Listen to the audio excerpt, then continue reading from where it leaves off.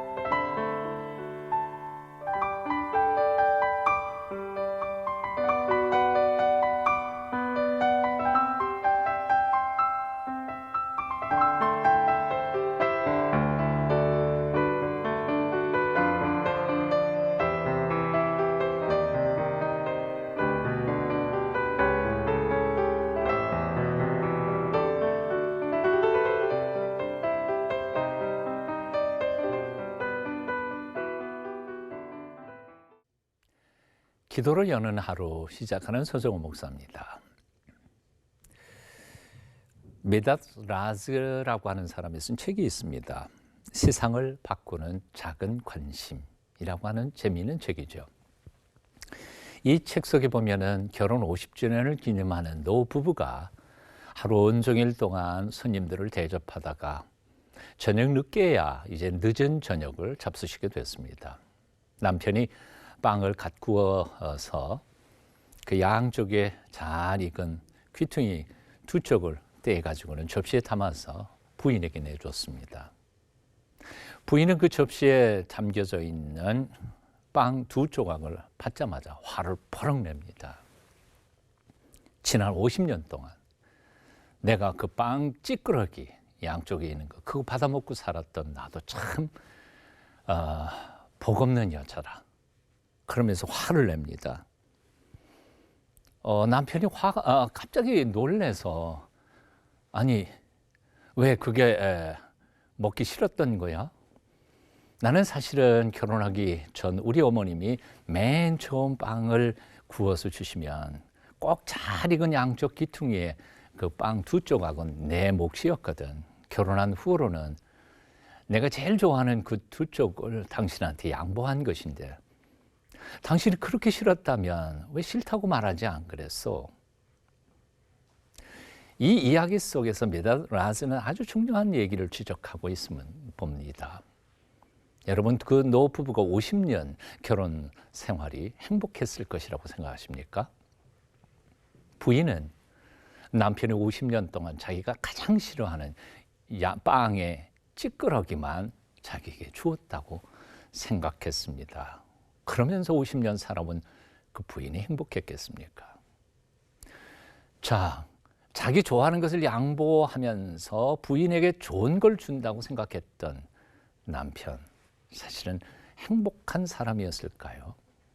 사실은 행복하지 않았을 것이라고 생각합니다. 메닷 라즈가 지적하고 있는 것은 이것입니다. 진정한 행복은 어디에서부터 오는가? 상대방을 잘 아는 데서부터 온다는 거죠. 그렇습니다. 행복은 알면서 옵니다. 그리고 불행은 무지에서 옵니다. 정말 우리는 상대방을 잘 알고 있는 것일까요? 그리고 나는 나 자신을 잘 알고 있을까요? 인생이 무엇인지 우리는 깨닫고 있는 것일까요? 불행이 어디서 옵니까? 무지에서 옵니다. 행복은 어디에서 옵니까? 알면서 옵니다. 인생의 참된 행복은 참된 지식과 그리고 지혜를 배우면서부터 옵니다. 정말 지식은 권력의 기초가 될 뿐만 아니라 부의 기반이고 자유의 키입니다. 그래서 예수님께서도 이렇게 말씀하셨죠. 진리를 알지니 진리가 너희를 자유케 하리라. 인간의 뇌세포는 약 140억 개가 된다고 그러죠. 그리고 뇌세포 한 개가 1초당 2200가지의 일을 수행할 수 있다고 합니다. 엄청난 대단한 정교한 컴퓨터가 우리의 뇌가 아닐까 생각해 봅니다. 일반적으로 사람들을 일평생 동안 그 엄청난 가능성의 5%밖에 사용을 못한다고 하지요. 곰곰이 생각해 보면 하나님께서 우리에게 주신 인생의 가능성은 무한하다는 생각을 해봅니다. 하나님이 안 주셔서 불행하게 사는 건 아닌 것 같습니다. 우리는 하나님의 주신 것들 중에 3%의 가능성만 가지고 살아가기에 97%의 하나님이 주신 것들을 활용하지 못하기 때문에 이렇게 꾀죄죄하게 살고 있는 것은 아닐까 생각해 봅니다. 네레모어라고 하는 사람이 행복계로의 길이라고 하는 책을 썼습니다. 그 책 속에서 이런 말을 했습니다. 하나님은 사람을 생각하고 화해하고 결정하도록 지으셨다. 그래서 사람이 배우지 않으면 행복하지 않는다. 하나님이 우리를 지으실 때 생각하면서 살게 지으셨다는 거죠. 생각하지 않는 사람, 그리고 배우지 않는 사람, 그래서 행복할 수 없다는 겁니다. 참 깊이 생각해 보아야 할 가르침 아닐까요? 헨리 포드는 이렇게 표현을 했습니다. 배우기를 쉬는 사람은 그의 나이가 얼마든지 이미 늙은 것이다. 하지만 배우기를 계속하는 사람은 젊음을 유지할 뿐만 아니라 그의 육체적인 능력과 상관없이 계속 유용한 사람이 될 것이다. 오늘 본문 호세아 4장 1절 이하에서 호세아 선지자는 굉장히 무서운 얘기를 하고 있음을 봅니다. 제가 한번 읽어볼까요? 내 백성이 지식이 없으므로 망하는도다. 내가 지식을 버렸으니 나도 너를 버려 내 제사장이 되지 못하게 할 것이요. 내가 내 하나님의 율법을 잊었으니 나도 내 자녀들을 잊으리라. 와, 얼마나 무서운 말씀입니까? 내 백성이 지식이 없으므로 망하는도다. 내가 지식을 잃어버렸으니 나도 너를 버려 제사장이 되지 못하게 할 것이고 내가 하나님의 율법을 잊었으니 나도 내 자녀를 잊어버리라. 지식이 없어서 망하는 겁니다. 사실 우리는 돈이 없어서 권력의 배후에 나를 돕는 백이 없어서 우리는 망한다고 생각할지 모르지만 사실은 지식이 없어서, 그것도 하나님을 아는 지식이 없어서 망하는 법입니다. 하나님을 바로 알지 않기 때문에 재앙이 임합니다. 두려움이 임합니다. 우리는 배워야 합니다. 무엇보다 인생에 대하여 배워야 합니다. 그리고 인생의 주인이신 하나님에 대하여 배워야 합니다. 그리고 우리 자신에 대하여도 배워야 합니다. 우리 인생들이 살아가는 이 세상, 세계, 우주, 그리고 인생관에 대하여도 배워야 합니다. 하나님께서 우리 인생들을 위해서 만들어 놓으신 인생 매뉴얼, 바로 성경에 대하여도 우리는 깊이 배워야 합니다. 왜 사람들이 불안해할까요? 이유는 간단합니다. 우리를 위해서 일하시는 하나님이 얼마나 전능하시고 힘이 크신 분이신지를 우리가 모르기 때문에 두려워합니다. 왜 사람들이 무엇을 입을까, 무엇을 먹을까 걱정하고 근심할까요? 이유는 간단합니다. 하나님이 얼마나 부유하신지 잘 모르기 때문에 그렇습니다. 왜 사람들이 하나님을 두려워합니까? 풍파와 미래를 두려워합니까? 하나님이 우리를 얼마나 사랑하시는지를 모르기 때문입니다. 하나님에 대한 지식이 우리를 자유케 합니다. 하나님이 얼마나 부유하시며 얼마나 우리를 사랑하시는지를 아는 지식이 우리로 하여금 당당하게 살아가게 만들 것입니다. 이사야 43장 1절부터 3절까지는 이렇게 약속합니다. 야곱아 너를 창조하신 여호와께서 이제 말씀하시느니라. 이스라엘아 너를 조성하신 자가 이제 말씀하시느니라. 너는 두려워 말라.